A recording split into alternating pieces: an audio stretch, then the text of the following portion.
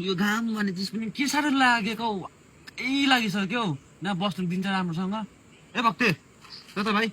खैनी बना त ल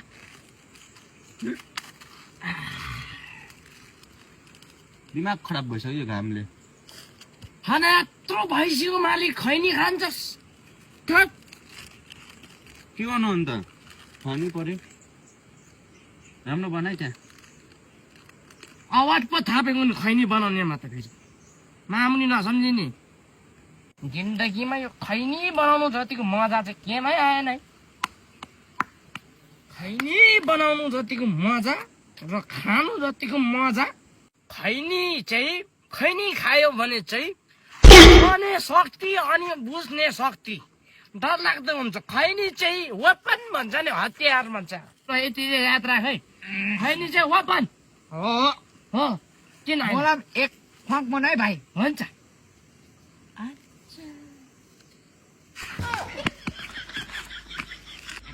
मिश्री चिनी पापा मिश्री चिनी यहाँ बसेर जङ्गलमा हेर के मिश्री चिनी खेलाएको यसो मिश्री चिनी खेलाएको सबै खाएर निल मिश्री चिनी निल खा मिश्री चिनी होइन खा त्यो खा निल है खप्पै निल छुटो निल भनेपछि छुटो निल चपाएर निल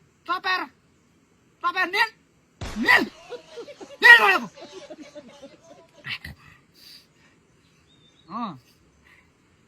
मिश्री चिनी रहेछ मिश्री चिनी तल त भएर घर आइज त घर आइज त ल तल घर आइज के हुन्छ घरमा हुन्छ कि कलुवा कता भाग्यो पापा कोही पनि मलाई थाहा छैन को भएर घर आइज त यता गएको थियो यता पापा खैनी घर आइज त तेरो म